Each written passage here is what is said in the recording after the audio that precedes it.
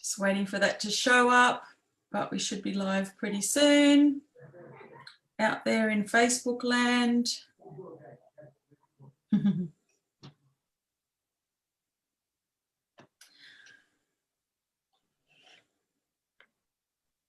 Oh, here we are. Out there in Facebook land.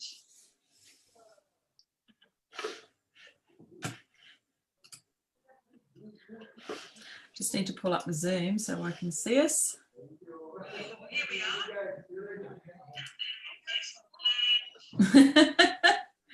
So we should be still live over there now.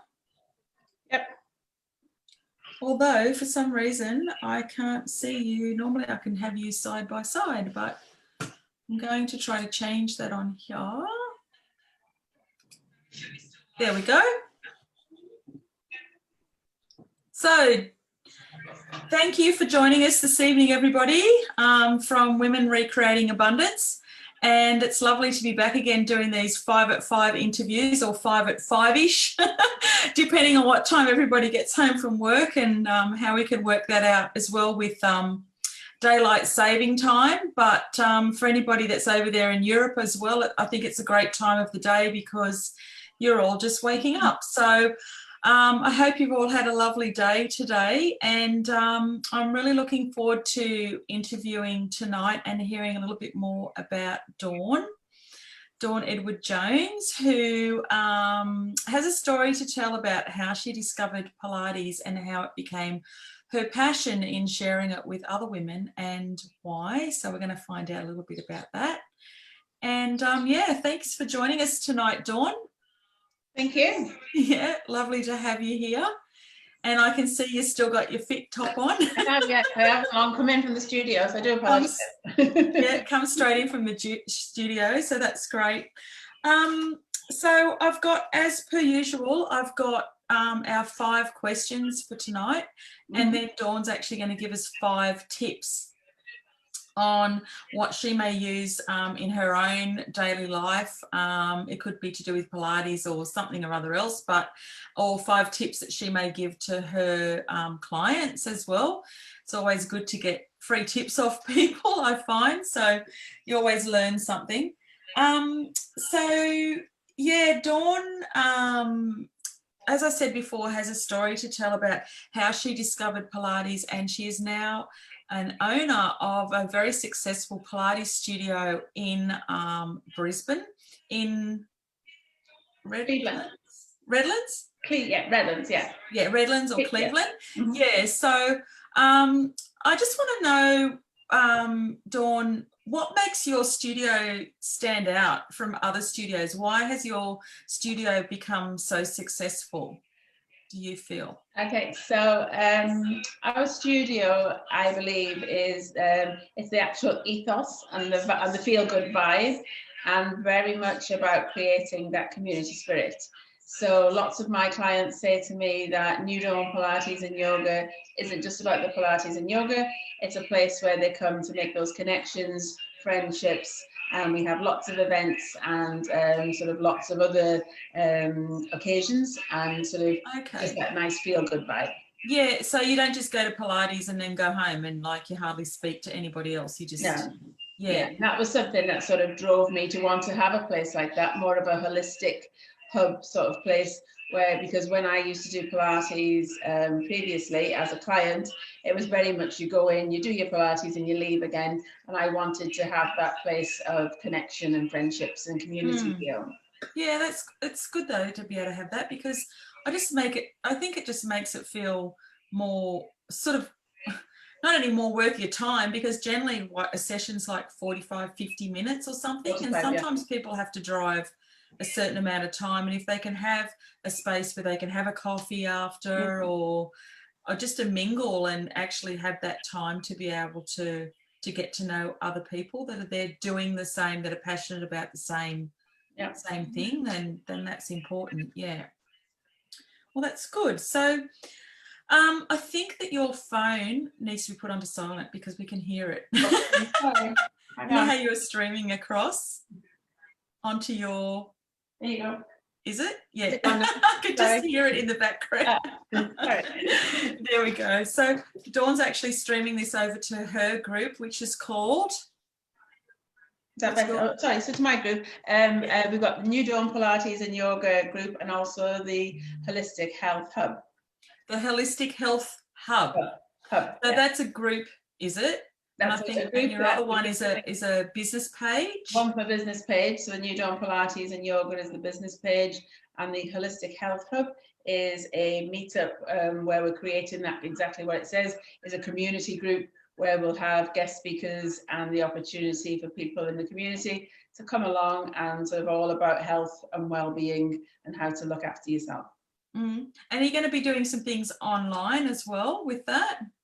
Yes, so we will be streaming, but we are actually very fortunate that we can have bringing groups together. So I think everybody's very excited about being able to actually come together in person. Yeah. So our first couple of meetings will be in person, but yes, we will be doing some, because some of our speakers will be online as well. So. Yeah, so if people are not in your area, they're still able to tune into the hub as well. That's great. It's a great way to be able to do that, isn't it? And share it, the information as well. Yeah. Okay, so we're going to the questions here. So question number 1, who is Dawn Edward Jones? Okay, so I'm originally from Wales. I moved to Australia nearly 5 years ago with our 3 children and my husband. And yeah, I wish I'd done it years and years earlier, but yeah, we've been here 5 years and loving every minute of it. We came to Queensland for the sunshine and never regretted it. And what made you move to Australia? Just a better quality of life, really, for ourselves and the children. And I'm a bit of a sun worshipper, so just wanted that better lifestyle. We weren't quite getting the sun in Wales. No, not quite. In fact, it's quite funny because I still actually don't, when we get rain here or I get a miserable day, I feel quite put out. I feel a bit like it's not what I came here for. I was expecting 100% sunshine, but that's okay. Yeah, we've still got to have a little bit of rain just to make it. It's been raining quite a bit today, actually. Oh, we haven't had any rain today. Up here, so anyway, we've got some green as well, which is lovely. Yeah. So, okay, so question number 2. So, what was your first ever job? Okay, so when my first ever part-time job, I was 13 years old and I worked in a toy shop in a market. 13, yes, child labour. And that was for our neighbours who had their own store. It was in a market, and yes, selling toys in a market. So that was my first part-time. Part-time. Very first job. Very, very first job. But my first proper paid job, full-time, was working for the local council in the finance department. So and I said when I first started there, I said I absolutely detested it. I remember going home after my first week, saying to my parents, I'm only going to stay 6 months. And I ended up being there over 20 years. So, That's a long time to be in a job you'd hate. Yeah, not in the same job. Yeah, I did grow to enjoy it, actually. So, yeah. Within the council? Yes, yeah. So it was very corporate, I suppose. Yeah, and it was good because they trained me. So I'm an accountant by trade. And then I also moved around different areas and getting experience in different areas of the council for me to then take into other corporate jobs. So I went on to become a CFO at a local equivalent, a bit like a TAFE college. So even though I didn't like it to begin with, actually I can't complain because they invested a lot of time and effort in terms of training in me. And so then going on to do lots of other corporate roles. And is that the job that you left when you came out to Australia? The TAFE job, the CFO role, yeah. Yes, yeah. So did you have in mind of doing the same type of job when you first came out to Australia? I did, yes. So, well, I didn't want to actually go back to that same level. I wanted to stay in the corporate space because that's all I knew, that's all I'd ever done. But I didn't want to go back in at such a high level because I had anticipated coming to Australia for a rather nice cruisy lifestyle in the sunshine and sort of not actually wanting the same stress and the same sort of pressures. But yeah, I sort of, since coming to Australia, I've sort of haven't been able to settle and didn't know what I wanted to do job-wise. I've probably done quite a few different corporate jobs and consulting roles in the last 5 years in Australia. So, which having worked in the council for 20 something years, I have not moved around much. I think I've had more jobs since I've been in Australia than I've ever had in my lifetime. So, and I kept thinking it was the job. And then I came to realize that actually it was me, and that I'd grown with moving to Australia, and that I was ready to actually do something different for myself. Yeah. So yeah. Yeah, well, that sort of leads us to the next question. That's, you know, have you had to recreate yourself for financial reasons during your working life? Like, that could be a yes or no answer as well, but was it in the end? Yeah, so in the end, where I said where I ended up was in consulting. I wasn't happy with what I was doing. I knew that in my gut, that I knew that I wasn't being the best person, that I wasn't giving of my best, I wasn't motivated. But from a financial point of view, it was an excellent salary. So when you're supporting a family of 3 children, actually making the decision to do something else was a huge risk, which a lot of people, I appreciate, going from that space into an entrepreneur is a very hard decision to make. So I went part-time. Pardon? Big leap of faith. It is, yeah. So I went part-time first of all, before I went part-time, I actually decided I wanted to run my Pilates business. And I almost did that as more of a hobby. So I was working full-time in the city and running my Pilates business. And so that's been going for 2 years. And then in the last 6 months, made the decision that I wanted to actually give up the corporate space. And then COVID did me a favor. So even though I'd gone part-time during COVID, I was then actually made redundant. So I think I was the most happiest person to ever be made redundant. So it forced my hand, really. So yes, yeah, force you into it. So stepping back a couple of steps there, or a couple of years, tell us how you discovered Pilates. Like, how did that come about? Because were you actually doing Pilates before in Wales? Like, did you know about it, or? I did a little bit of it, but not much. When I came out to Australia, in fact, it was around the time that we actually arrived here, and I think it was part of the moving process, probably, packing and unpacking, etc. I actually hurt my back, my lower back, and went to see an osteopath. Had a few sessions with the osteopath, and then he recommended that I start Pilates to improve the strength in my core, to be able to take away that back pain. So that's what I did. I started going to Pilates, and that's really where my love for Pilates was born. I used to go every morning before going into the city. Every morning? Every morning. Well, every morning weekdays, yeah. 4:45, I used to go 4:45 in the morning. Wow, there were lessons on at 4:45. I used to leave the house at 4:45, and the class used to start at 5:15. Yeah, but still. Yeah, and then I used to go off to the city afterwards. But I definitely felt an improvement in my lower back. So yeah, that's where my love for it was born, and then as I continued with it, I then found out about where you could go to become trained Pilates instructor. Yeah, that's what I was going to say. So then you decided to become a trainer because you loved it so much, and even when I first decided that passion with other people, with other women. Decided to become a trainer, it wasn't really from a point that I was thinking I'd ever have my own business. It was just more to be a trainer working for somebody else. And I'm a people person, and I just realized that I wanted to help people, and that was what I was really enjoying. Particularly at a time when I come to realize that corporate work for me here in Australia wasn't my passion. So helping people, and also just seeing how much it helped me. So yeah, the corporate part didn't really align with your new vibe, did it? No, you can say that again. So, and I felt like I was leading 2 lives, really. So the corporate world and the Pilates world. So yeah, I think it was, I think the universe knew what it had laid out for me long before I'd actually realised. So yeah, that's fantastic. That's great. Yeah, because it is 2 completely different worlds, isn't it? I guess, a lot of corporate people do Pilates, or they've heard of Pilates, but they're not really like passionate enough to do it. No. To actually train it and take that next step that you actually took in opening up your own studio. So, and also, I mean, because when I was working I've sat at a desk for 30 years, And actually just that whole looking down at your computer, the posture and the pressure it puts on your neck and on your back, again, and how Pilates can help with all of that. So from a corporate space, I feel now that I can actually understand how people feel sitting at a desk all day, and how beneficial doing Pilates and yoga is, even more so for people who are sitting down all day. So, definitely.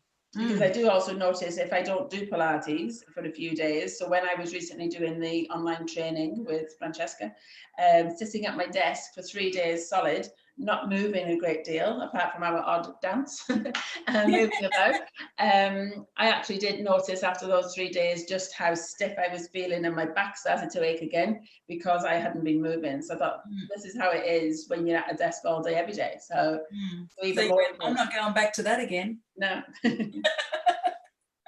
That's fantastic.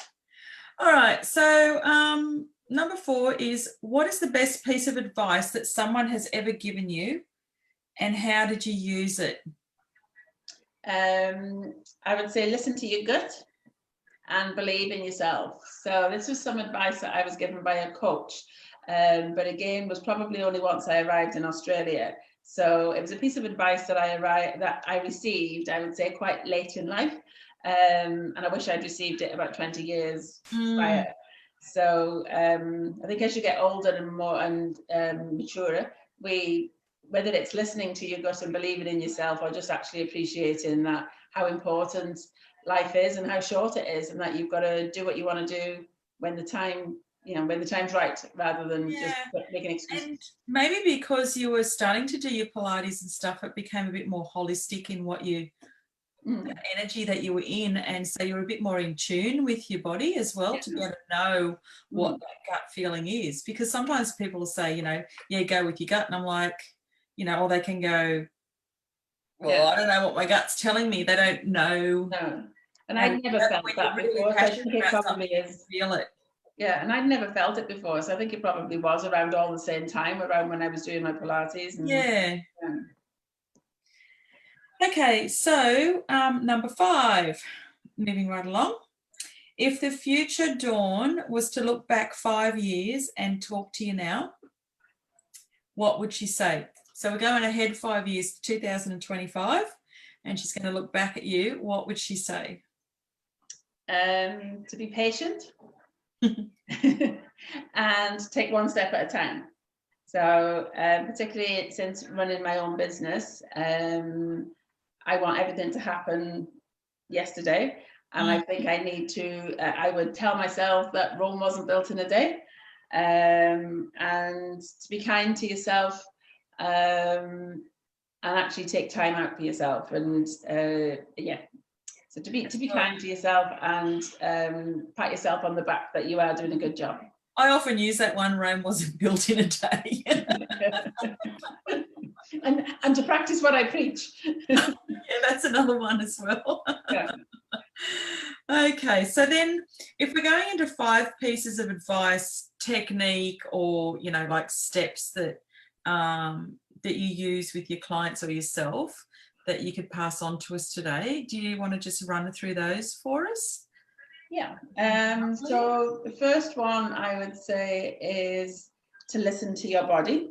So to tune in to yourself, what you're feeling. So going back to that gut feel, I suppose, but in particular when you're doing your classes, to listen to your body in terms of it's your journey.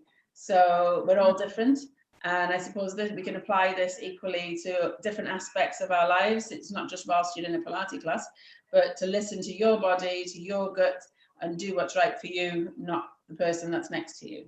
Yeah, and as well, different days we're different as well, aren't we? Right within our body, like you can not hurt yourself more, but you can feel things more on certain days and other days, depending on what you've been doing, and as well. And I was talking about this to one of our clients yesterday. We were talking about how one day you can turn up to class and have a really good class, and your body does everything that you expect of it, and then the next day, or a couple of days later, you come along and actually you find that same type of class extremely difficult. And I think, again, that applies in life. That's a bit like having a good day in work and a not so good day in work. Yeah, it depends on what you've been doing in between, I think. Yeah. And mindset as well, I think. Yeah. Oh, for sure. Yeah, where you're at. Okay, number 2. Number 2, this is something I say quite a lot in our studio, is don't forget to smile. So I would say every day, try and center yourself again before you get out of bed, even to sort of think that today is going to be a good day, and to smile, and even to smile whilst you're doing your Pilates classes. So even when you're in pain and those muscles are screaming at you, to smile. What do they say? Grin and bear it. Yeah. Or grimace. Yeah. Okay, number 3. Self-care. So this is something that I'm very big about. Again, not always good at practicing it, but I always say to my ladies, you remember, that old saying about putting your own oxygen mask on first. So, and we talk about quite often, so we have a well-being group as well, and we were talking about this last week, where it's very important to put your own health first, so that you're the best person that you can be before you can look after other people.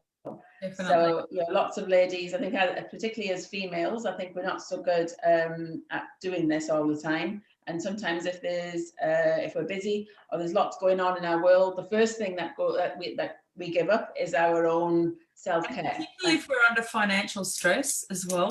Mm-hmm. Yes, because lots of people say to me that they can't afford to exercise, or they can't afford to do or look after your hair, or just take some time out to yourself because you feel like you've got to work because you've got to get the money, and it's the financial strain is a difficult place to be in. Yeah, and again, we spoke about this the other day about financial stress and how that's related to well-being, and that obviously, if you're feeling that stress, one thing that's really good for stress is to actually exercise, to release those endorphins, and for you to and we all know just how much better you feel after exercising. So if we're eating well and we're exercising, we're able to deal better with the stresses of life. So it's really trying to remember to look after yourself. Yeah. Well, that's what I call it with my group, actually. It's financial and emotional wellness. Yes. Financial wellness is different to, financial security or financial, safety net or whatever. Like financial wellness, I think, is connected. It's connected emotionally, definitely as well. So, yeah. Okay, so number 4. Number 4, I would say, so a question I get asked a lot by people is how often should they work out? So I always say, well, obviously any amount of time is better than none, but in order to get best results, I always recommend to my clients to try and do Pilates at least 3 times a week to get the best results. But if they can't, because I appreciate time can be a factor, then even to try and just walk more, take the stairs, try and do a little bit each day, and even in between Pilates classes to take, to walk, to take the stairs and walk the dog. And to just be conscious of it, I suppose. And also to enjoy it, because I've noticed these last few days, I've been driving to the studio and I see people out walking at the lovely time in the morning, walking the dog, just look at in this beautiful time of day, on their phones, looking down at their phones as they're walking, and I'm thinking, just put your phone in your pocket and just enjoy that time. It's such a gorgeous time when I'm driving to the studio at like 5:15. And the colours and the freshness of the air, and if you make the effort to go out and have that nice walk, then perhaps leave your phone at home. Or put it in your pocket, because I always take my phone with me, because I'm always thinking if I see a snake, I can take a picture of it. You can do what? Take a picture of it. Well, we might be running. I'm scared of snakes, not being Australian. They don't have snakes in Wales. No. As I'm still fresh and new off the boat, I still like to see, when we see different things, we like to take pictures of them. Oh, okay. Fair enough. Get your Australian animal collection going, photo collection. Okay, lucky last number 5. Okay, so something that I'm again that I preach a lot about is drinking lots of water. So I've got some water here, even though it's in a wine glass. So even if you want to drink, feel like you're having a wine, but drink some water. So drink lots of water. I try to drink at least 3 liters of water a day, if not more. And I do believe it's not red wine. It's actually a water glass. It's, a goji berry or wolfberry, antioxidant drink. So again, from a well-being point of view, because often we'll feel hungry when actually we're just thirsty. So drinking lots of water, in particular, when you're living in Queensland. My daughter brought me in a glass of water. Oh, my French house cup. Nice. Yeah, so living in Queensland, obviously, where it's very hot, and doing exercise, I always say to my ladies, be sure to drink lots of water, for the rest of the day. So, and also walking, try and keep up those 10,000 steps a day. And just keep yourself moving, because as the old saying goes, if you don't use it, you lose it. So we've got lots of clients who come to our studio in their 70s. We've got a lady who just recently joined us who's 86.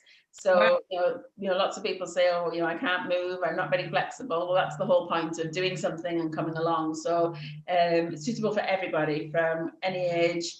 And I'd encourage people to get out there and move and keep those joints nice and flexible. Yeah, for sure. And I was going to say, so do you use, for your Pilates, is it the Pilates Reformer? You might just want to explain, because I recently found out about that. So do you want to have mat Pilates, which is on the floor, so as the word suggests, on the mat, with some small equipment. And mat Pilates is probably where you would normally start. So if you've never done Pilates before, mat Pilates is a good place to start, where you learn, if you like, the basics and the foundations and the principles of Pilates.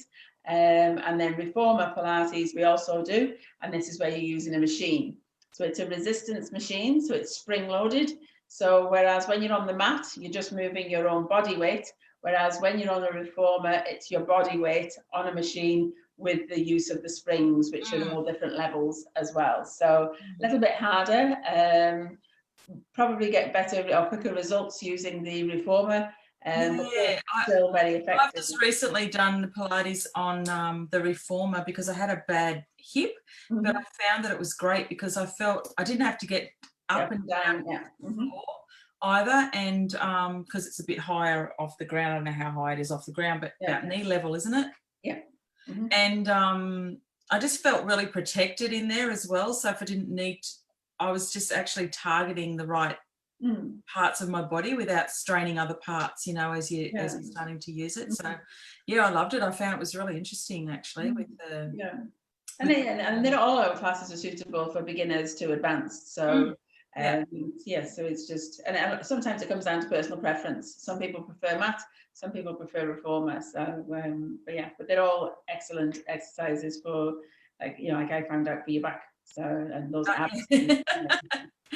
That's it. That's right. So, okay. Well, thank you very much. Thank you for sharing your story and your 5 tips to us all. That was really interesting, actually. It's great to have some different people on here speaking. So, if people would like to contact you, will you just pop in the comments below when we're finished here a link to your the hub? And maybe a link to your Facebook page, which is your Dawn Pilates. If they want to, if they're in that Brisbane area, they might want to be able to come along and join you there. But thank you so much, Dawn. Okay, thank you, Rona. And everybody else out there, that's a wrap. This evening. It is 6 o'clock, and 7 o'clock in New South Wales. Time to go off and have some dinner. So thanks everybody for joining us, and we will see you next time. Thank you. Thank you. I'm just going to turn this off.